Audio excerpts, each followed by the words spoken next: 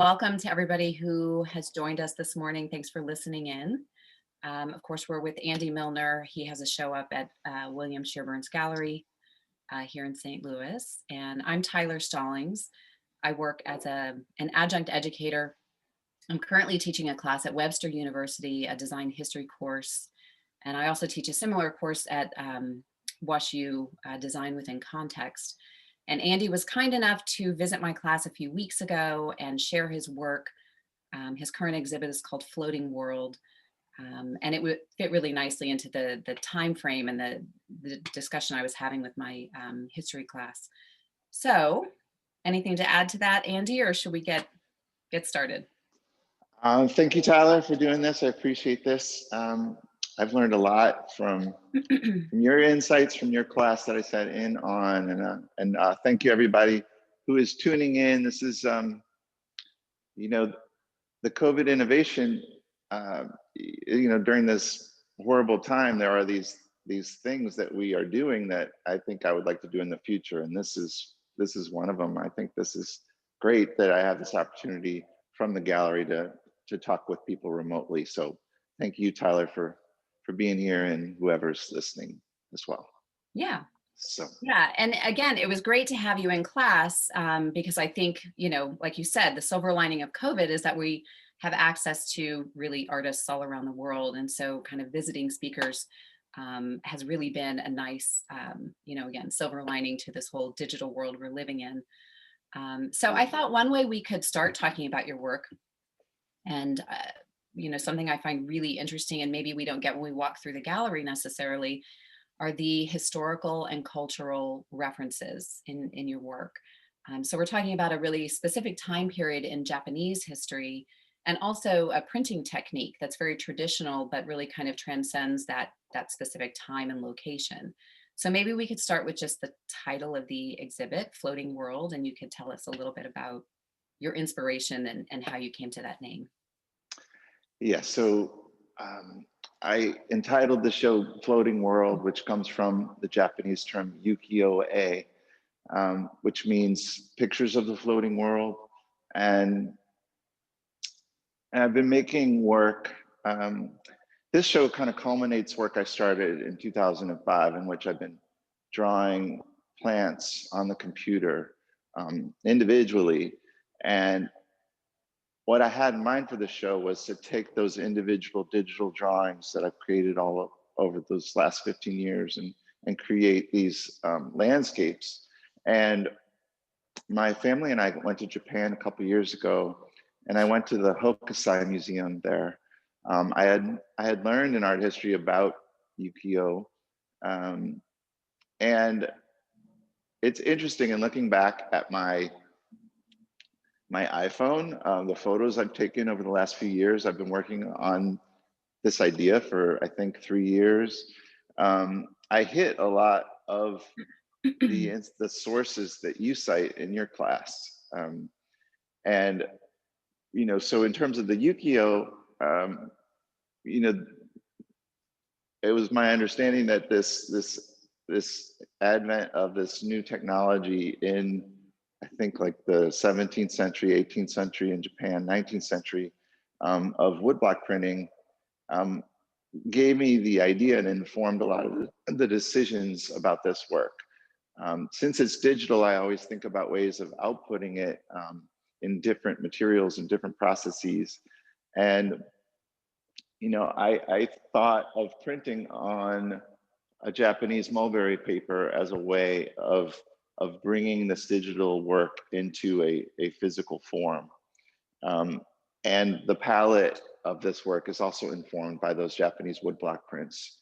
I wanted to create something that was really physical, analog, and natural.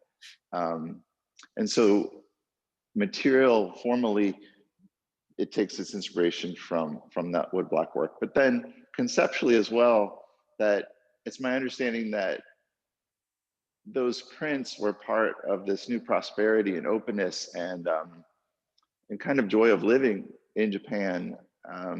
And that genre covers the whole gamut of life in Edo, which was Tokyo in Japan, from nature scenes to kabuki actors, and I found that analogous to what I was doing, in which I had sort of this fantasy of creating this drawn world, this world that is sort of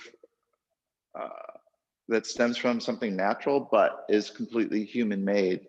And so it is, I thought, kind of like this floating world that exists in the computer, it exists in my mind, it exists on its own in a different realm than nature or the maid um, or just artistic exploration.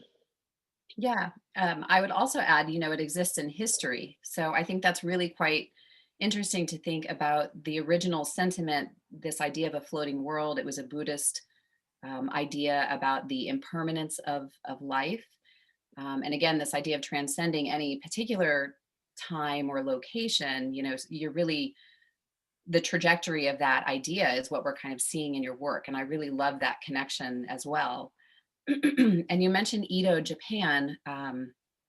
Actually, before I go on with that, I forgot to mention, if anybody has any comments or questions, I've opened up the chat, so you can certainly add in anytime or ask questions and I can send those over to Andy. But you mentioned Edo, Japan, and I think it's quite interesting. In a lot of the graphic design history textbooks, kind of the canon of design, we often look at this, the ukiyo-e, the woodblock printing technique, and the genres and the aesthetics that come out of it. We often look at it after Japan opens. So that's around the kind of mid 19th century, 1850s, 1860s. But I think really interesting is to look just before that. There were about 250 years of what was called the Edo period, and Edo is now modern day Tokyo. It was the name of the city.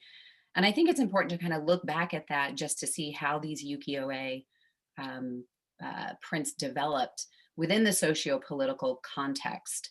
And you and I talked about that, and I read a lot of that into your work. So I just kind of wanted to mention, this 250 years, this time period, this Edo Japan period. There were, you mentioned this emerging merchant class.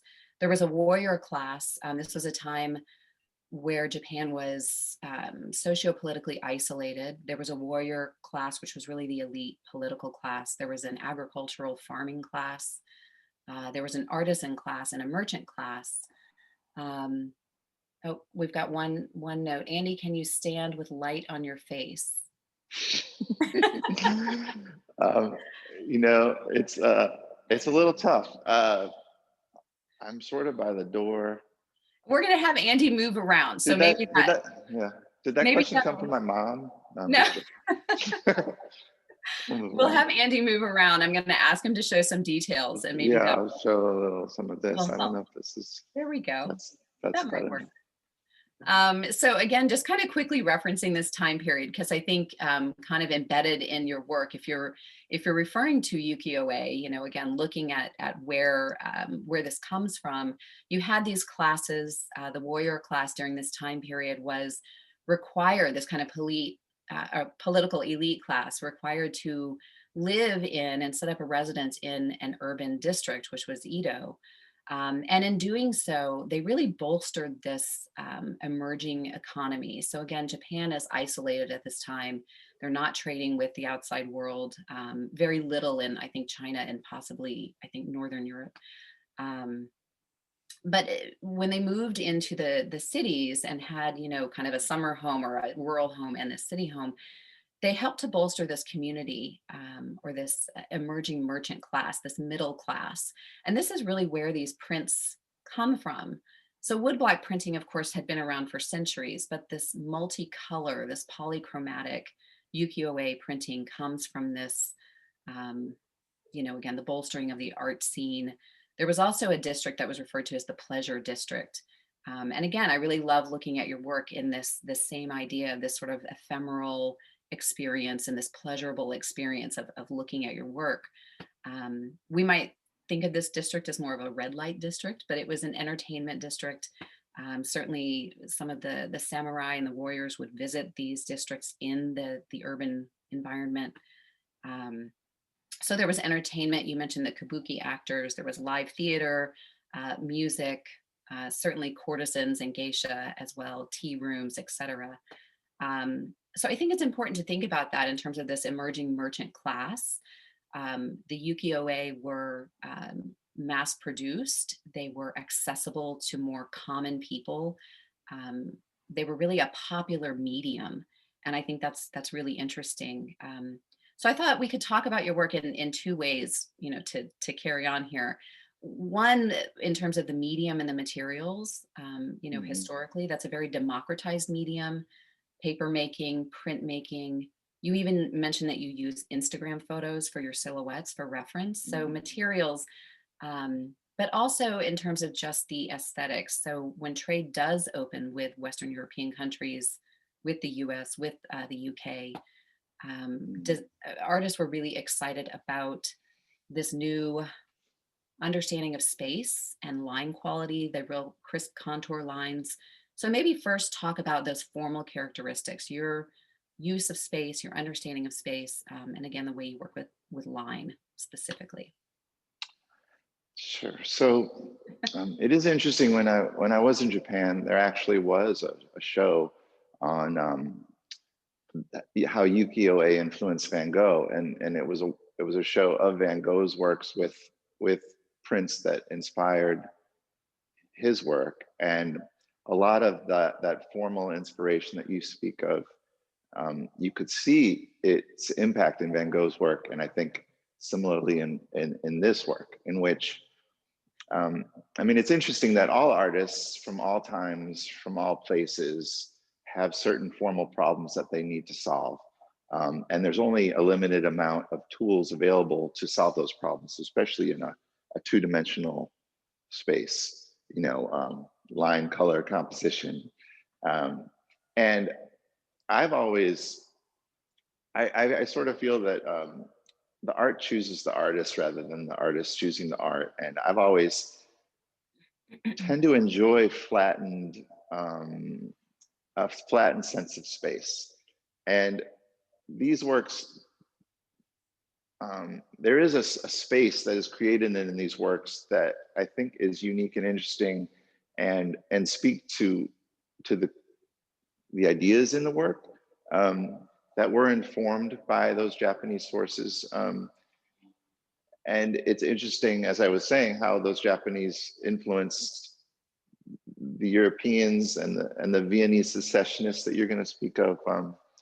Some, I'm going to switch back over here. That Hey, Andy, um, sorry yeah, to interrupt you. Can you go in closer to one of the works? We have someone asking if they can maybe see some of these details in terms of, the sure. line quality and these formal characteristics. So Yeah, that's so good. okay. Um, so in terms of the sense of space, I was. What's interesting to me is that I draw all of these plants individually, but then they are physically layered on, not physically layered, digitally layered on the computer. And so I'm choosing, if this figure is in front of the plant or if the plant is in front of the figure. Um, and this figure, her dress is made up of the same plants that make up this drawn world. Um, I was just going to say, so I've always enjoyed sort of a flattened space. Maybe we'll go over here. And like in this work, um, that this is depicting a landscape, but it's also, there's no light or shadow.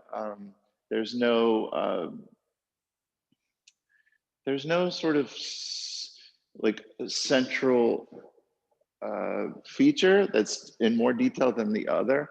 Like this is comprised of 15 years of drawing, and each element of each plant was a moment in which I looked at that part and I drew a simple outline of it. In the past, they have been printed as just a white line on a dark background, but these are colored with these gradients that take its inspiration from these woodblock prints, as Tyler mentioned. Um, uh, I was trying to go, so in terms of, again, the formal inspiration, like this idea of, I'll go back here.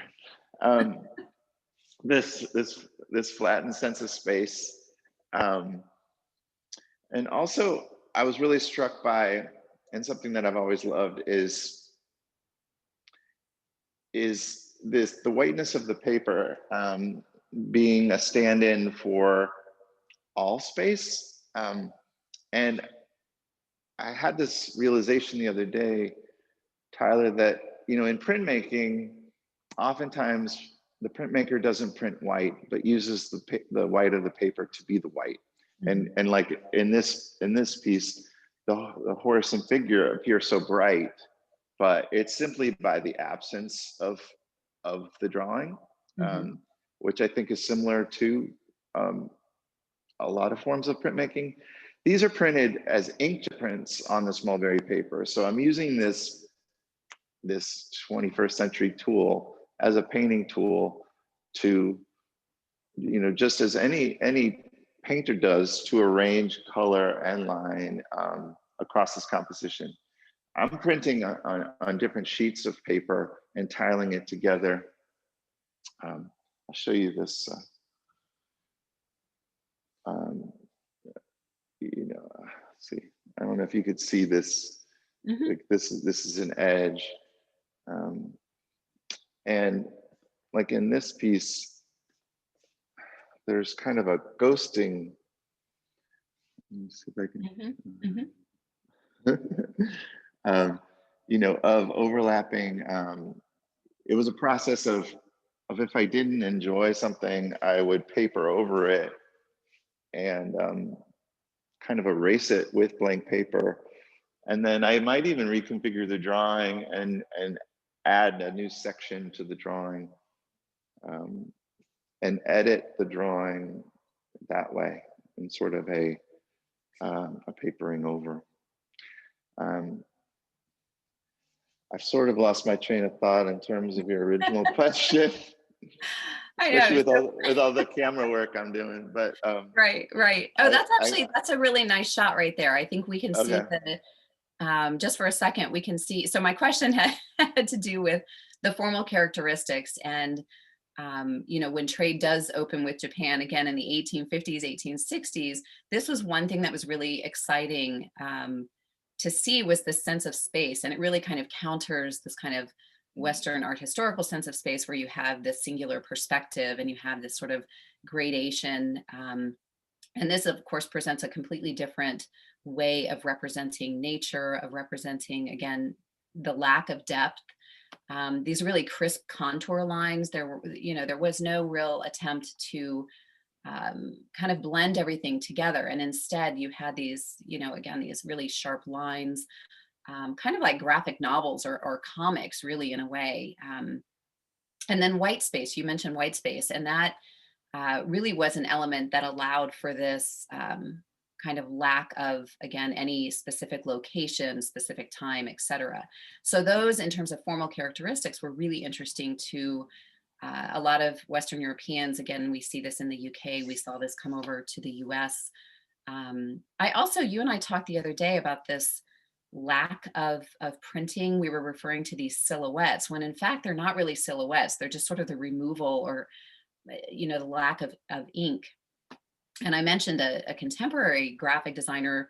His name is Kenya Hara, a Japanese designer, who talks about white space in this very traditional way, that this is, you know, culturally kind of deeply rooted, this idea of white space as a kind of receptacle for ideas. And I thought that was just also a beautiful connection I hadn't thought of before when you were visiting my class. I wanted to mention, though, you know, you mentioned the Vienna Secessionists. So another way to talk about your work was the impact it had in Europe. Certainly the Vienna Secessionists, people like Gustav Klimt. We've mentioned how Klimt used patterning and repetition and floral motifs to define space, again, rather than using this sense of depth. Um, we also talked about a little bit about the Glasgow schools. So people like Charles Rennie McIntosh and Margaret and Francis MacDonald. They were also worked quite a bit with the Vienna secessionists. Interestingly, I think we also talked about what was going on in Paris. And of course, people like Toulouse-Lautrec, you know, the genres that were opened up by this ukiyo-e and the emerging merchant class and people visiting these entertainment districts in Edo, Japan, also opened up these new ideas in Europe, where you saw themes and motifs of um, again, just entertainment, people going about their business, people listening to music and going to plays, even scenes of domesticity. So, mothers and children. Um, the fact that this was a medium that was really accessible and reproducible. Again, we talked about this idea of a democratized medium. That's maybe what we could talk about next. You could tell us a little bit more. You mentioned mulberry paper. So just paper making in general allows for mass reproduction. We talked about inkjet. Maybe you could tell us a little bit more about the pigments used in inkjet printing. And then the Instagram, I think that's fascinating because, I mean, that's a very democratized medium. And that's one of your references for the figures. Yes. So to go back to, you were speaking about how nature was being depicted so differently than in Europe, for example. And I think of, oil painting or even like Bob Ross, to be honest, like sponging in, the background and a Uh-huh. middle ground and a foreground. You know, a Western sense of space that I think harken back to the Renaissance of things receding into space and how different these prints were. And in terms of that clarity that you mentioned, and I think that also is a nice echo in this work, this clarity in which um, each part is equally. I was thinking when I first started to draw on the computer in 2004, and everything was being digitized. I was wondering, does digitalness have a character trait? Is digitalness a thing that has characteristics? And one aspect that I picked up on, I believe, was that there's sort of this, like a pixelated image. No pixel is more important than any other pixel. And so there's this field of information. We might find different, compositions of different pixels to have more meaning than others, but in reality, it's just pixels. And in this work, I enjoy, and I think that there's echoes with how nature is built and with how these prints were made. That I'm right across from Forest Park right now, the city park in St. Louis, and we know intellectually that the tree, every leaf of that tree is fundamentally very similar. That it's a theme with variation, right? And so when I would draw every leaf of a tree, there was a nice one-to-one correspondence with what my hand could draw and how the tree is actually made. That I could repeat the same shape over and over again. Each one is slightly different. And so there was a nice sort of algorithmic mechanism to populate a whole tree with the same leaf, but each one slightly different. And so these works are made that way, in which each shape is sort of the same and slightly different. And I think it invites a different sense of space in terms of like how the work is constructed. It also invites, which I think touches upon your material question that is interesting to me, and touches upon digitalness, that these are so large to allow for one to see like the smallest parts and the largest parts, and to invite sort of different points of view that I can stand, and see the piece in its entirety. If I stand about this close, it takes up my field of view, sort of as nature does. The figure is smaller than actual life, which connotes that she is recessed behind this picture plane, this flatness. But then, at the same token, there's parts that, I don't know if I'm in there. There's parts that extend out of this field and onto the border. And so it plays with this idea of kind of a flatness and a sense of space. But what's interesting, I think, about what arises out of the process, emerges out of the process, is that on the computer, I can zoom in and zoom out. And so no matter how small a part of this is, I'll take it back and go back in slowly. Oh, that was a little fast. So I know, like, no matter how small of a part I'm depicting, it's all drawn with. It was a moment in which I looked at that part and I drew an outline about that part, and I I think of drawing and line as one of the most fundamental human. We don't even think of it as an invention, but it's so germane to how humans think about the world and how they see the world, and how they think in general, that line is sort of inseparable from the way our brains work. And so all of my work has been comprised of line, I think on purpose, in that it's such a shorthand for humanity. And so translating all of these natural things into line is translating it into this human language of drawing, which I think harkens back to those original prints that you describe, and I think jazzed the Europeans in that they are sort of constructed as nature is constructed, and I think it does evoke a whole different point of view as to our relationship to nature. And that's a part of this work, that the figure is defined by the natural world, or the figure is the absence, is the space that isn't the natural world. And these are all ideas that I think, as an artist in this time, is worth pursuing. Like, more and more of our world is a human-made world. I don't know if this will work. I'm just going to try it. But Forest Park here,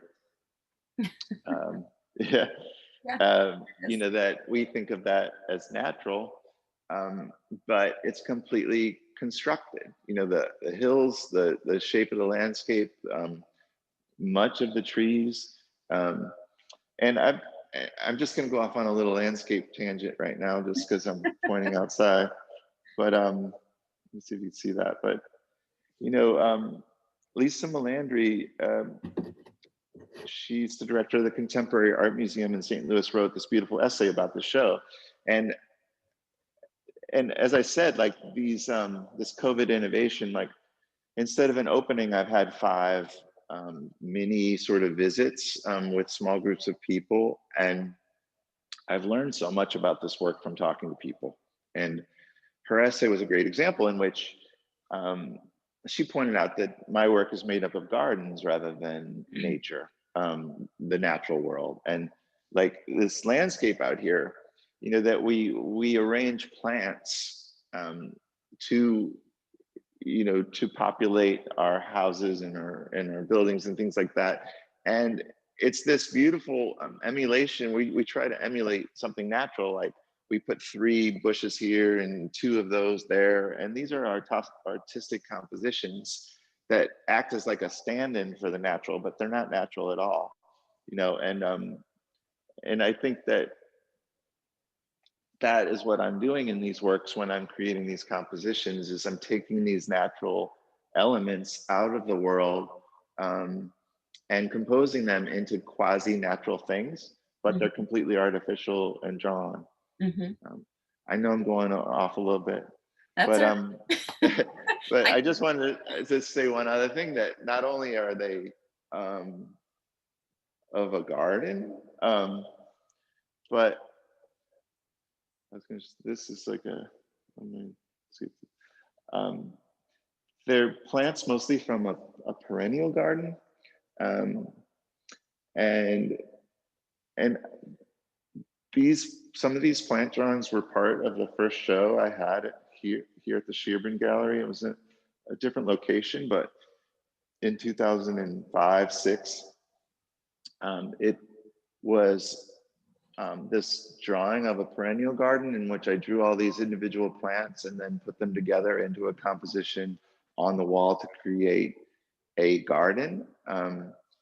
That garden was printed to look like ink on paper as sepia lines, Mhm. um, and it was tiled as well. And I I was really excited about this idea that these plants go away every winter and come back every summer. And are they the same plant? Are they different plants? Just as when I reprint these plants, are they new plants? Are they the same plant? And so these plants return in these different drawings and these different iterations, just as the original ones did. But instead of being under the ground, they're on the hard drive. And just so like this, I'm gonna see if I can angle this down. This this sort of orange cloud of a plant, it's a chamomile, um, is also oops, in in that large garden piece all the way across the gallery. So, and this lily over here is in a number of these as well. So. So a lot to unpack there, and I'm going to highlight a few of the questions that, if you don't mind, Andy, Oh, sure, I would love it. Yeah. a few of the questions when you referred to constructing these. I really love that way of describing the work, because it talks about, the culmination of all of these years of your way of constructing nature, kind of as you describe it. You're also literally constructing these, and you're printing on these separate pieces of mulberry. Somebody asked about whether or not you saw this relationship of kind of the digital world in your hand to like a collage technique. So I thought we could talk a bit about the process as well. But another guest referenced this idea of architecture, and the relationship of architecture, again, back in history, to the Vienna Secession, where even the construction of some of the spaces of the building, the facade, there are friezes by Klimt inside of the building, also help to really define the space. And they're covered, with these floral motifs that again really define the space, but they're also complemented by these vast expanses of white space that were very functional and really showed off the artist's work, these modular walls that could move around.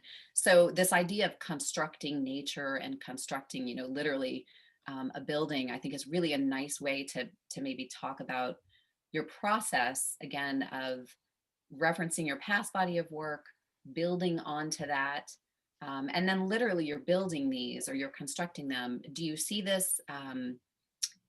Maybe describe how you see this connection between the hand of the artist, your craftsmanship. These are Super. at once really unique pieces, but I mean, they are unique. Each one is unique because you're piecing it together. You showed us that detail of layering paper and getting that ghosting technique.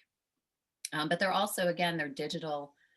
You're referencing these democratized mediums like papermaking, inkjet, again, Instagram references with the figures themselves. The gestures are very candid and casual.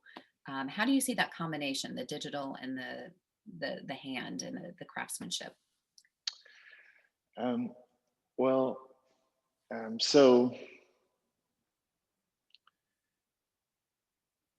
as I mentioned, I think that because I grew up in a pre-digital age, I think it's been an interesting privilege to grow up across this digital divide in a way, this pre-digital time and now this completely immersive digital time, and remember what it was before, and to understand what is digital now and still what's not digital. But so I don't know if that's the reason why I continue to take this digital information um, and and engender it in these physical materials. I think of art as a physical vessel to hold an idea, and so I think that by making something physical like this, it highlights both what it means to be physical and what it means to take this digital ephemeral stuff and give it a physical form. Um, I think of it like photography, that of taking a photograph, um, that it exists as an exposure, but it really exists when you print it or display it. Um,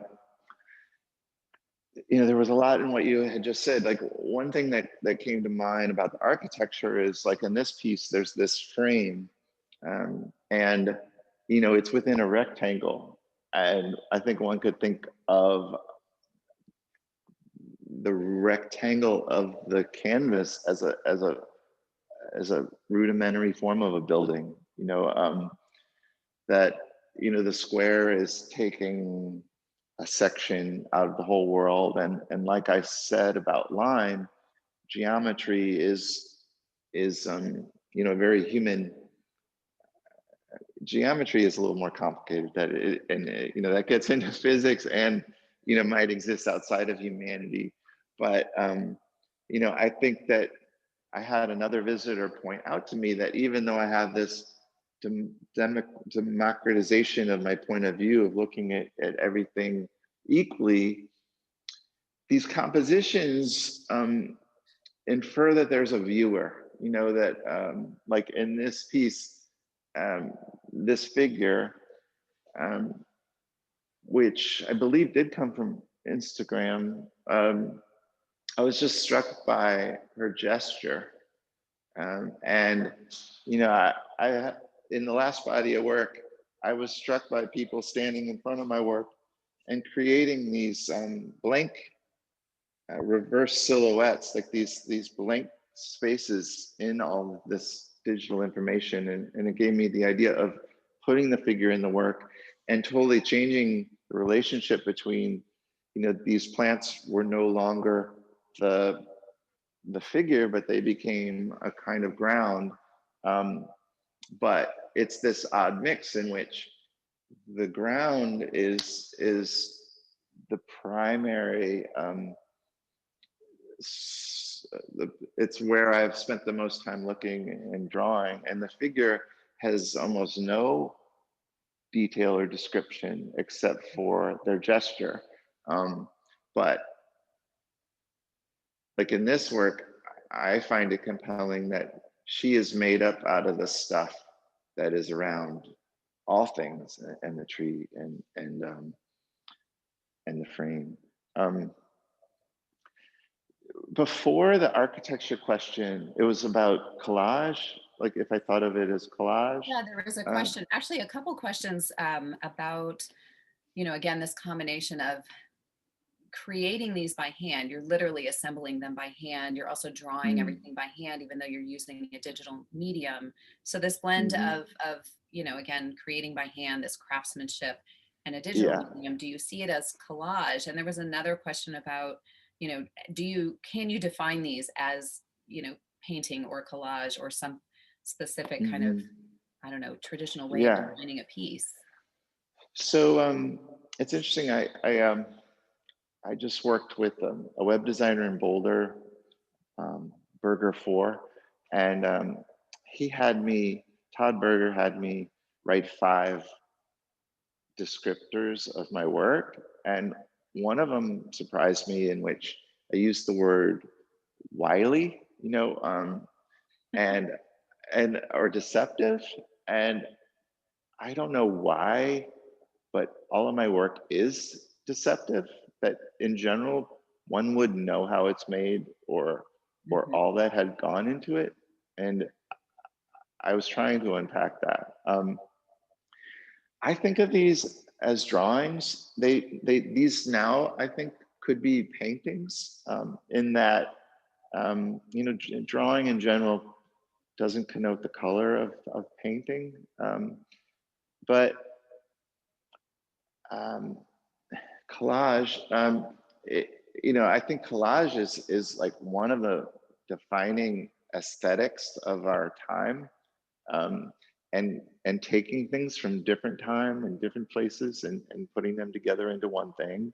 And these works definitely do that. In which, these are kind of like I was thinking of it like a battery of time. Um, these hold so much time, so much more time than other work I have made, or I think one could make by drawing on a piece of paper. That,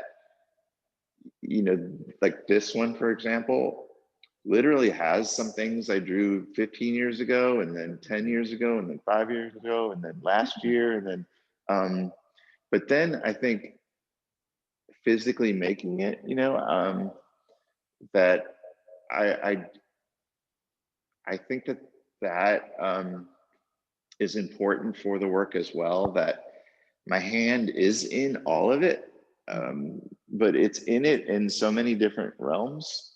Yeah. So it's in it in that, I made the panel that it's stretched over, and then I stretched canvas over that panel, and then I glued these prints.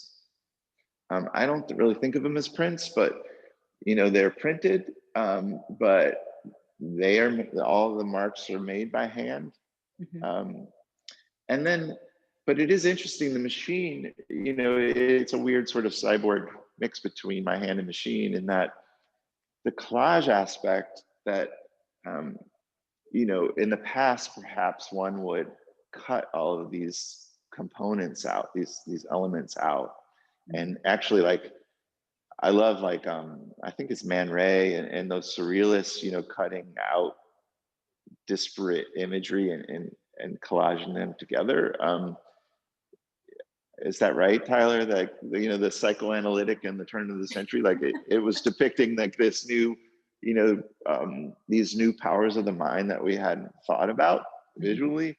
Um, I wouldn't be able to cut these out like that, but the computer can. That these things don't exist, as I said, any scale or color, and they don't. They're not married to the ground. So, if those, like this orange plant, I could place this against a black background or a white background, and you would see every edge. And you mentioned the edge, and I think that it allows one to see that these are all made up of contour drawings, and contour is just simply the shape, of all the parts. And so I think collage does play a big role in this. But then again, um, I think the deceptive part, they're collaged digitally.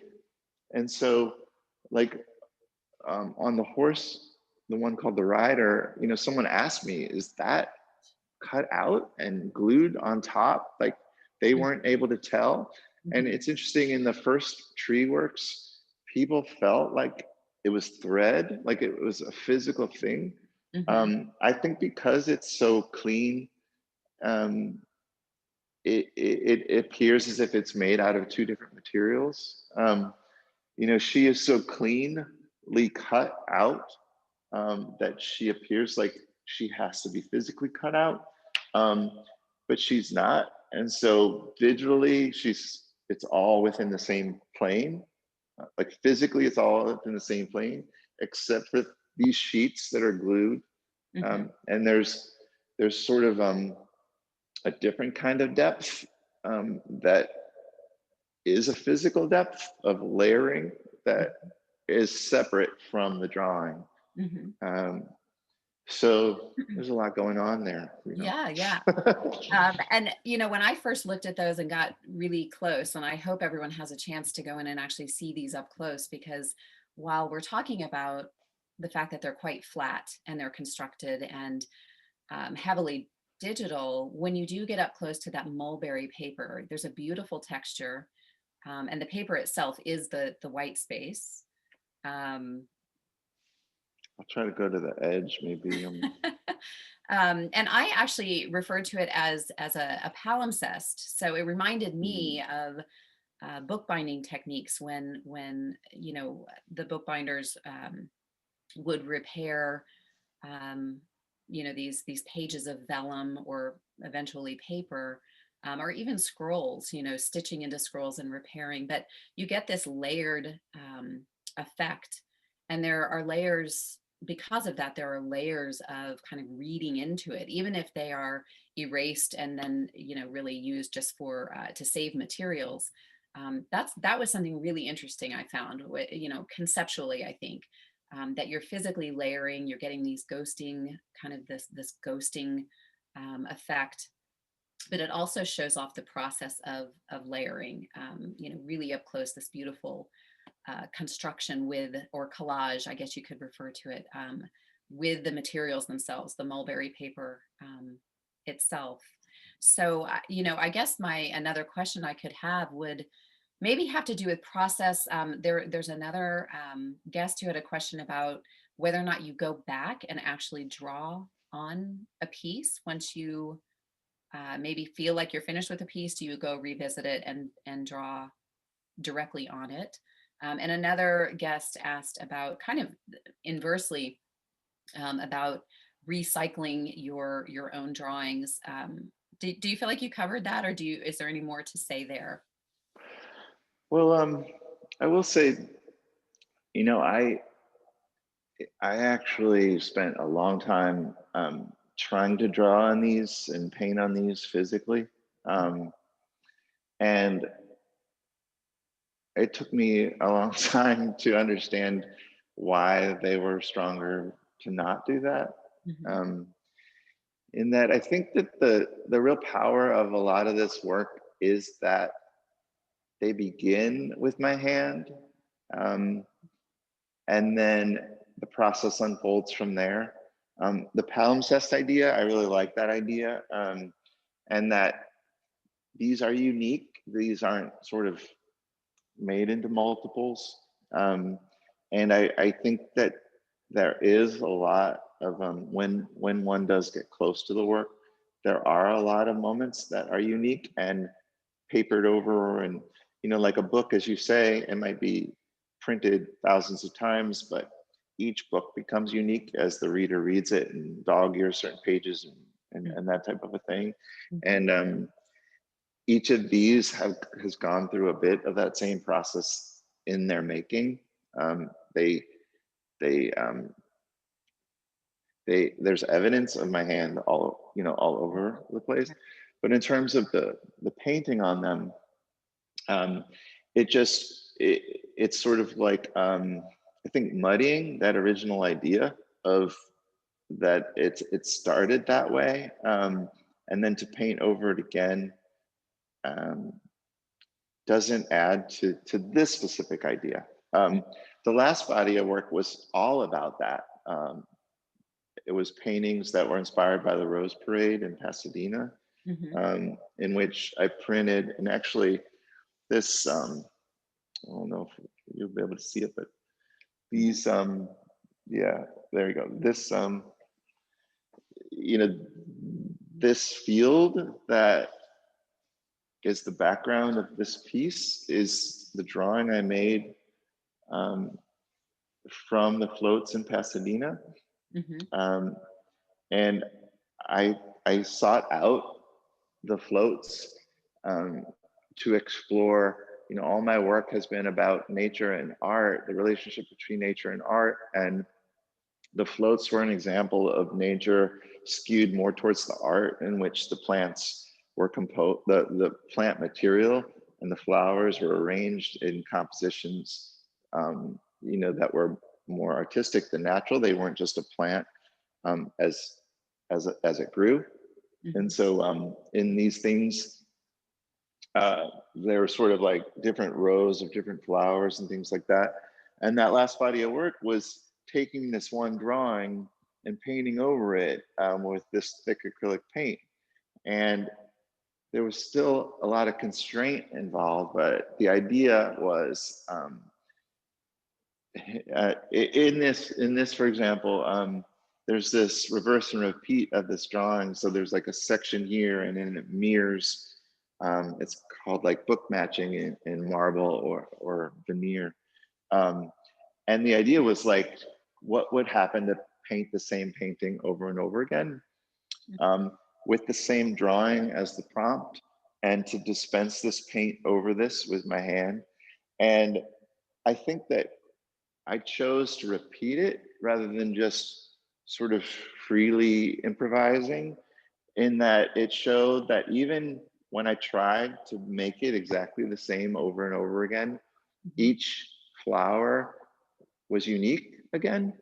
And the paint, the sort of the reason to paint was to return it to uniqueness. And the paint, I really like what was, I think, like this beautiful reverse stand-in for the natural thing. Like, I think paint was created oftentimes to depict something natural, but the pigment, which is this, you mentioned about the pigment, the same pigments that are in paint are in the ink for inkjet printers. I mean, this ink is supposed to last, hundreds of years, just as paint is. Like, they use minerals from the ground because they don't fade versus dyes that might fade. And so this acrylic paint that I was using for these flowers is natural, although it's used to tint acrylic paint, which is plastic. And then I was painting it on linen, which comes from a plant, just like this mulberry paper does. So I think in each of these works, I spend a lot of time thinking about the relationship between the material and the subject, and the natural world. So we have another question about the framing, and maybe we can, if you want to wrap it up, it's up to you, but you're talking about the content, and certainly we're talking about the white space, etc. How did you decide to frame these works? Like this piece, or not? Yeah, right. Like this piece. Yeah. Well, I mean, I think that it's helpful to know that, like, when an artist is making work, they don't know what it's going to look like until they make it. And this show was the first pieces of this body of work that I've made. And so in the different ones, I've explored different compositions, so this horse one, the rider, the landscape extends off the edge. In this is called perennial, floating world perennial. It's all it's encompassed by the rectangle, and it's this ambiguous white space around it. And then the keeper has this framing device. The framing device came out of the Rose Parade, in which, I had this rectangle made, this, I think of it as like a field, like a mathematical field, like a flat two-dimensional field of this plant material. So it's also in the background of heliotrope, which is at the end. And so it was just a choice. Do I run it all the way off the edge, or do I stop it a little before? And, in a lot of my work, I've wrestled with, what does a frame do and what does it not do? And maybe I'll go back to this, that, I think I kept it because it establishes, this picture plane as being right here, and it pushes back this landscape behind it and the figure behind it. If it ran all the way off the edge, um, you would lose that relationship. I think it would all appear to be. Um,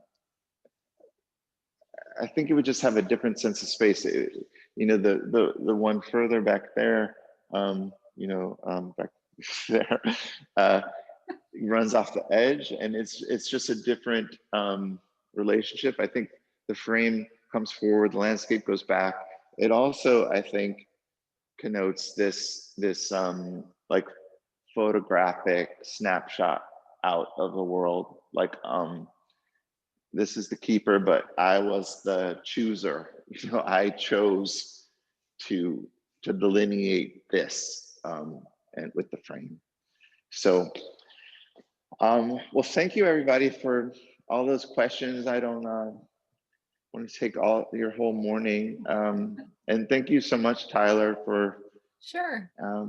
for this conversation this morning. I really appreciate your insights, and I've learned a lot from these deeper historical contexts that I hadn't revisited since college, which was a long time ago.